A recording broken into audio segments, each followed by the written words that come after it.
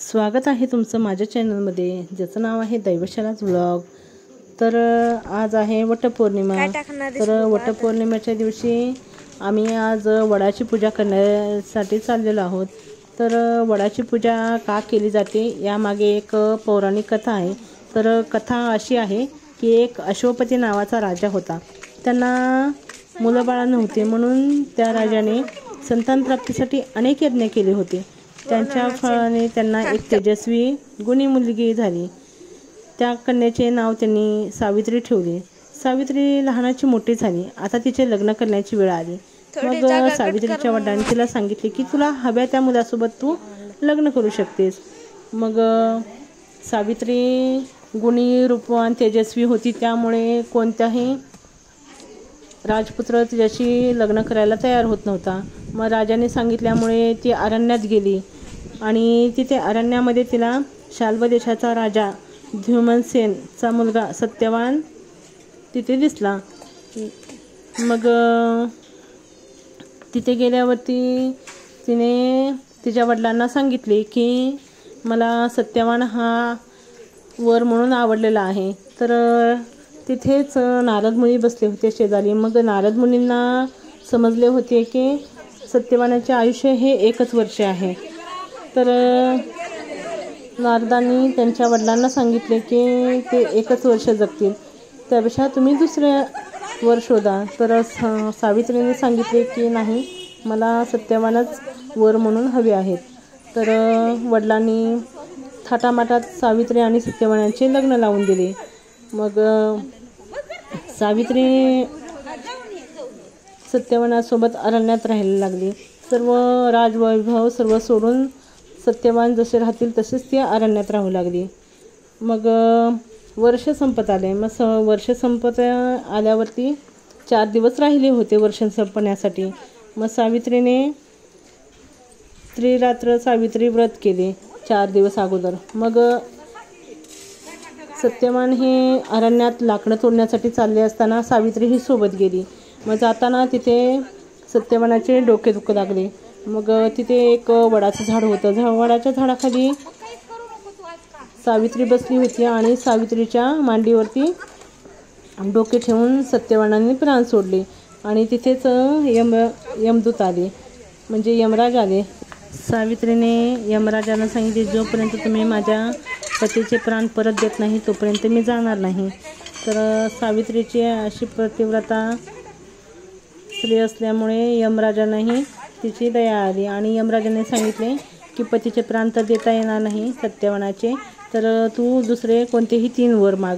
तर सावित्री म्हटली ठीक आहे, मी 3 वर मागते। त्यापैकी पहिलं वर असे द्या की माझ्या सासऱ्याची दृष्टी परत यावी, आणि दुसरे वर मागितले की माझ्या सासऱ्याचे गेलेले राज्य परत मिळावे, आणि तिसरे वर असे आहे की सत्यवानाचा वंश पुढं सरकावा।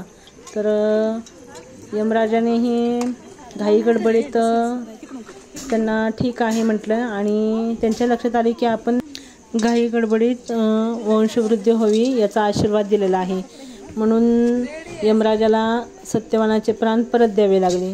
अशा पद्धतीने वडाच्या झाडाखालीच सावित्रीने सत्यवानाचे प्राण परत आणले। म्हणूनच जन्मोजन्मी हाच पती मिळावा यासाठी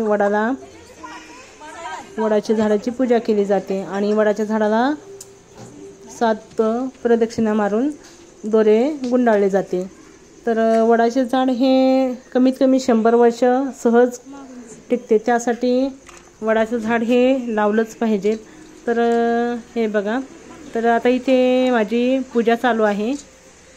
तर मी इथे ब्लाऊज पीस ठेवून घेतलेला आहे, आणि ब्लाऊज पीसावरती 5-7 दगड ठेवून त्याची पूजा करून घेतलेली आहे। पान, सुपारी, खण, नारळ, ओटी यांनी भरून घेतलेले आहे। तर हे बघा, हे वडाचं झाड आहे। तर आता ह्या वडाच्या झाडाची पूजा करून घेणार आहे।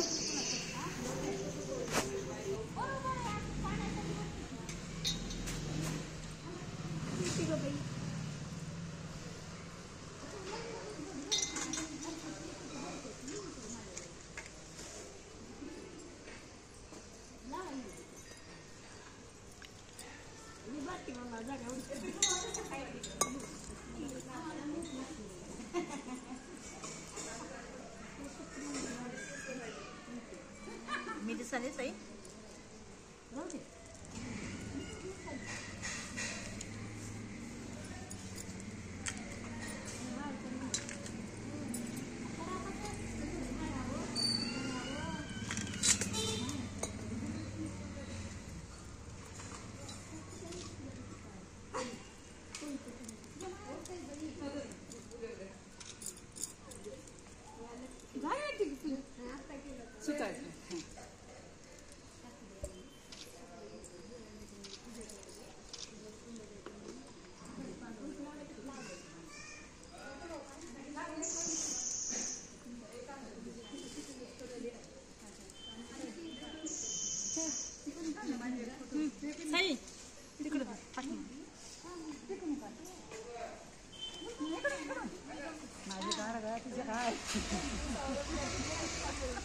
सही इकडे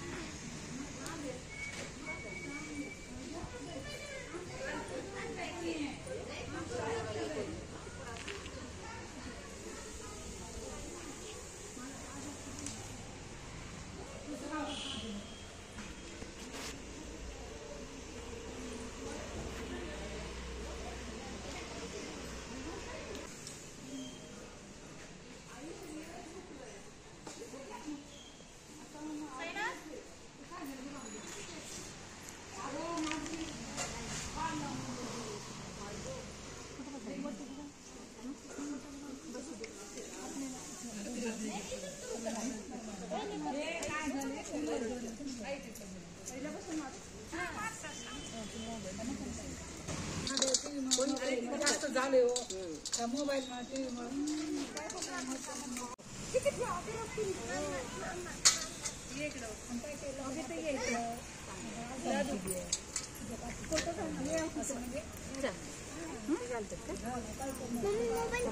माझ्या हातात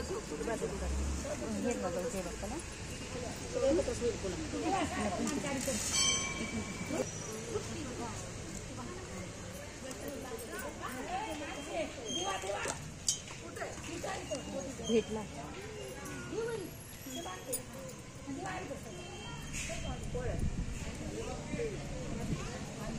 साई इकडून ये ना समोर. सही आलाय का आधी ओळखलंच नाही दुसरं कोणतरी मुलगा वाटला.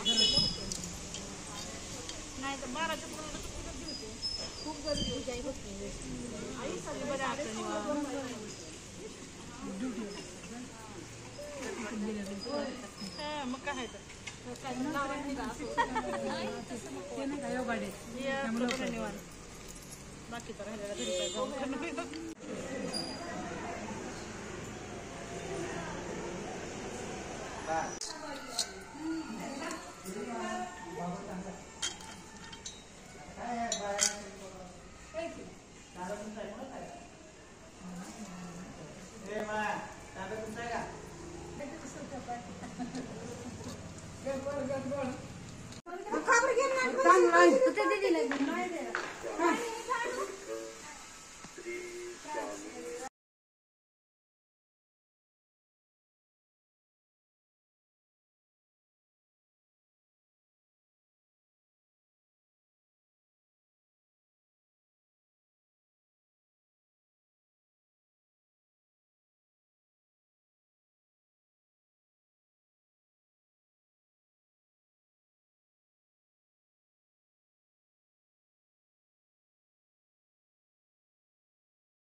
तुम्हाला जर हा माझा व्हिडिओ आवडला असेल तर प्लीज माझ्या चॅनलला लाईक शेअर अँड सबस्क्राईब करायला विसरू नका. Thank you for watching this video.